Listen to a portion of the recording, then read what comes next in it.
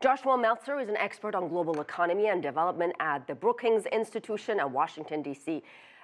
Think tank. He joins us from there to answer some of our questions.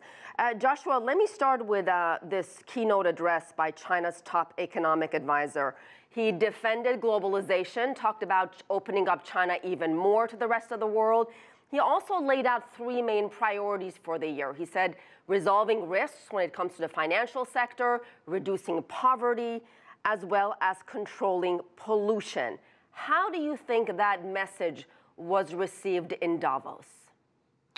I think that following Xi Jinping's speech at Davos last year, where he staked out China as one of the leaders of globalization and committed to further integration and outlined the benefits of trade agreements and the like, and we see this year a follow-up with some other key issues, I think, for China. I think a lot of this is going to be certainly well received. I think the mood around globalization broadly is a little bit better this year than it was last year. I think China has spoken to some of the issues that others in the global community are concerned about when it comes to China.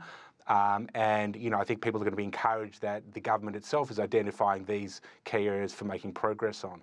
We also heard from a number of world leaders. We heard from Canadian Prime Minister Justin Trudeau, Indian Prime Minister Narendra Modi, French President Emmanuel Macron, German Chancellor Angela Merkel, to name a few.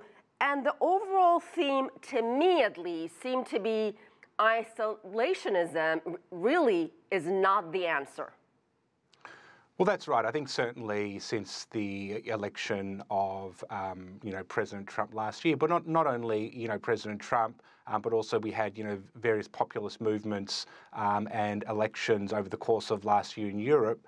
In France, obviously, in the Netherlands, for instance, where there was a lot of concern that these parties might take power. Also, with a very sort of anti-globalization, anti-EU agenda. I think there's a sense that Europe at least has gotten past the worst of that. The attention now, I think, is on what does the Trump administration want when it comes to globalization and international trade. And I think that's what they'll be looking to get some more sort of insights from in Davos at the moment. Speaking of trade, Trudeau also announced a new Asia-Pacific trade agreement between 11 countries to replace the TPP, Trans-Pacific Partnership Agreement, that Trump pulled out of last year. Some in the administration are saying, Joshua, that this is one way Trudeau is actually pressuring the U.S. To stay in NAFTA, or at least to sort of have the upper hand in those negotiations. What is your take on that? And when it comes to NAFTA talks, where do things stand? Look, I think certainly it's true for Canada, and it's certainly true for Mexico, which, whose main trading partner is the United States, that the Trump administration and its approach to NAFTA and the threats of leaving it has really called into question their deep economic dependence on the United States, and I think highlighted for them both the need to diversify their markets. And I think for Canada and for Prime Minister Trudeau, the comprehensive and progressive TPP is a hedge. Essentially, it's an opportunity for Canada to access a couple of key markets in the Asia-Pacific region and provide new opportunities. And so it gives the Canadians a bit more leverage, I think, when it comes to the NAFTA negotiations, in order to say, look, this is not the only deal in town for us anymore.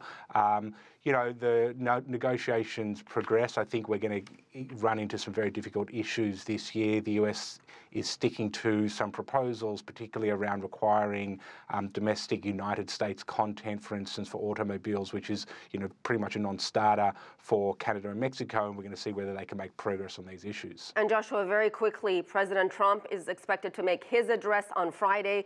Do you think he's going to stick to his America First theme at this type of gathering?